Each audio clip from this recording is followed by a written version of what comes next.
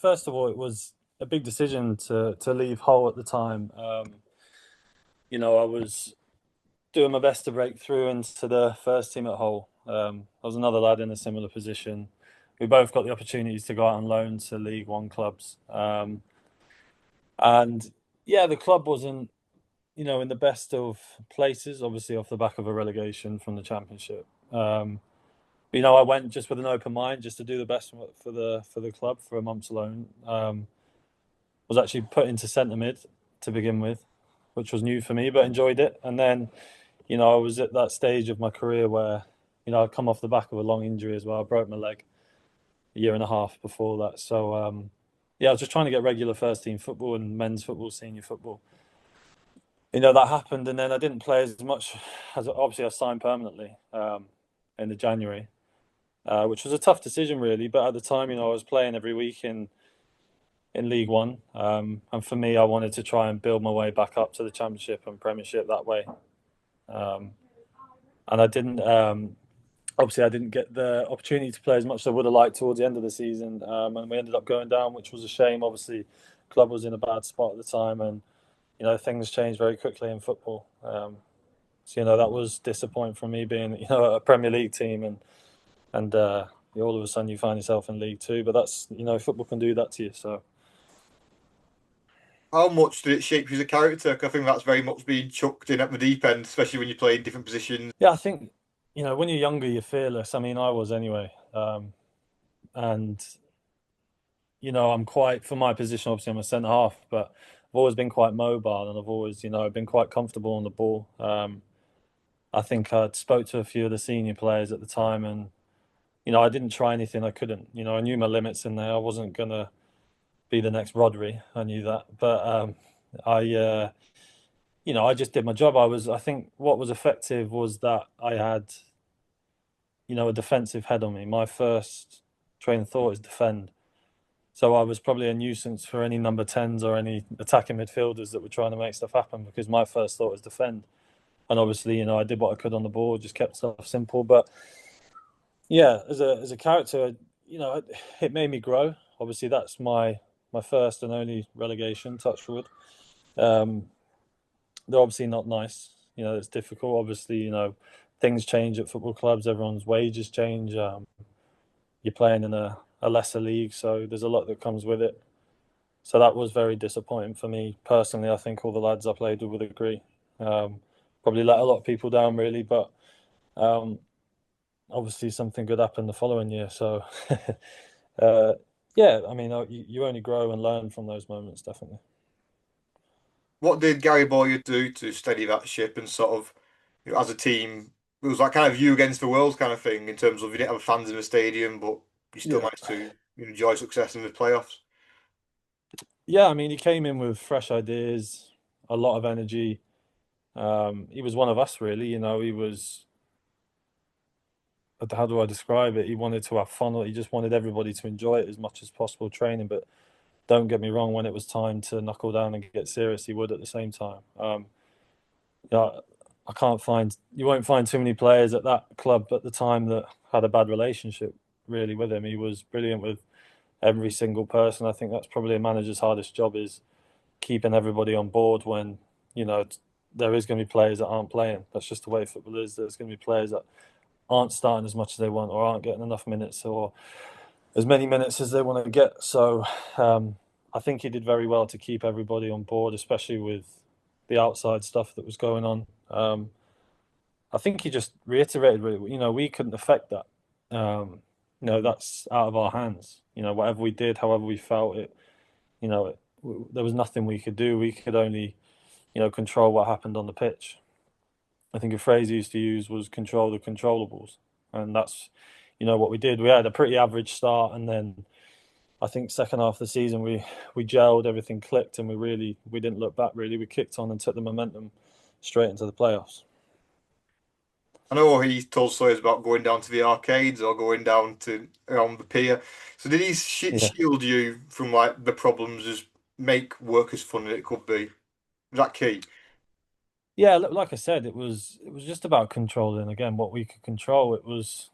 Listen, we're not daft. Like we knew what was going on, and the troubles that were happening and everything with the fans. And of course, it's not nice, but again, we have our careers on the line, and we're all trying to do the best for ourselves and the best for the team, and ultimately to help the club get back to. It's too big of a club to be playing in that league, even League One at some stage. So, yeah, it was. That's what I said. We all just concentrated about what we were doing on the pitch and in training every day. And like I said, after Christmas, it seemed to really click.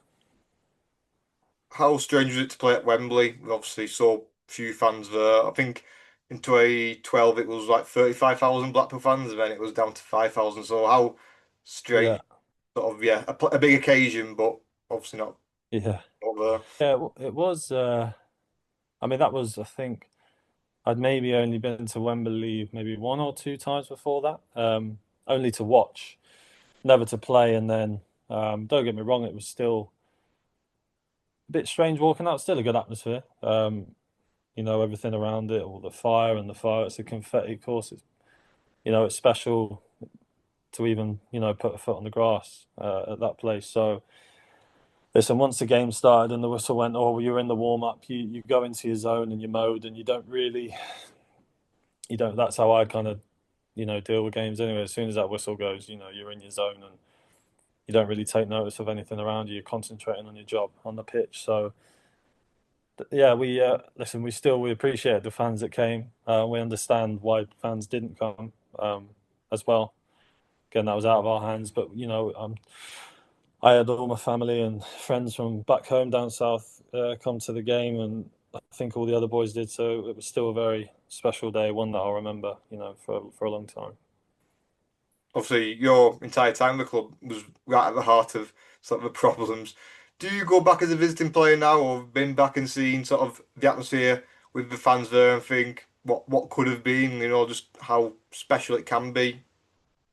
It was quite quickly, wasn't it, after I'd left that they got everything turned around, and I was buzzing for the club and the fans really, um, and I went to go and watch a game, um, and it was just great to see. Really, there was no bitter feelings whatsoever. It was just great to see the stadium packed, and what the club and the fans have got an offer to show. So yeah, like I said, there was no bitter feelings. I enjoyed my time there.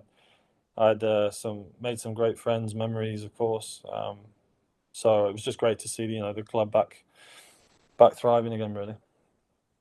And since leaving, you've not been afraid to move about. You've been up and down the country, probably to both ends, quite literally. So, yeah, Yeah. obviously your careers.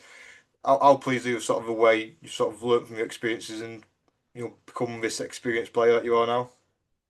Yeah. Obviously, I left Blackpool. It was my kind of choice to leave. I think we had the League One season after promotion, and I still played a good amount of games, but I'd always come out the team every now and then, and I think it was time for me to go and be well, try to be number one centre half, first name on the team sheet if you like, or try and obviously don't get given that, you've got to earn that. But I wanted to kind of go and get that kind of position somewhere else, and obviously went to Ryan Lowe and Bury, and obviously we ended up in a even worse situation really that year. And then it's a shame really because we had a very very strong team in that league too, and I think you see a lot of teams bounce and bounce up again recently. So I think we'd had a good chance of doing that. But obviously the club went into liquidation and ended up going. So obviously ended up going to Plymouth. Manager took me there, and I had a good few years there. And yeah, I've done a few laps of the country. But no, it's a short career, but I've enjoyed my time, played for some really really big clubs, and made some great memories. And just on Ryan Law, it's a good job that obviously you've played under him twice before, and then ends up at Wigan. So did that work out quite well for yourself to someone who you knew already walking through the door? Yeah, definitely. Listen, I had, I think it was three years with him, and I had two promotions. So we've had a lot of joy together. When he's been coach and I've been a player. So and I enjoy playing under him, get on well with him. I like the way he plays, and he's it's been really good having him in. Of course, as soon as I seen he was appointed or maybe being appointed, it was brilliant to have him in. we've only had a short time with him so far. He had the back end of last season, but I'm really looking forward to pre-season and getting the group together. And now as one of the senior players, trying to get the group bonded and helping as much as I can with the team, and hopefully we'll have a successful season. Yeah, I'm guessing under Ryan Lowe, you're looking towards the top end of the table. Obviously, Blackpool's got Steve Bruce, they'll have similar ambitions. So, Yeah, how competitive is League One next year? Because you could go through every team and say, oh, they've got him, they've yeah, got him. There's quite a lot of teams who can fancy themselves. yeah. I think it's almost turning, especially the top eight maybe, or sometimes top 10. It's almost like a mini championship, really. You see a lot of big clubs, your Derby's, Sheffield Wednesdays, Portsmouths. We could go on. There's loads, and the Boltons, Wigans, and they kind of get into League One and get stuck for a little bit. And there's been some massive clubs in League One for a long time. And there's only, there's only getting more. So yeah, it's a much more competitive league than maybe when I first played in it 10 years ago. But it's very enjoyable. You get some good games. You get some big crowds. Like you say, it's a really competitive league. So no, I definitely enjoy playing in it. I'd love to battle for promotion and have the opportunity to go and play in the championship. That's definitely the aim this year. So hopefully we can, have an exciting season.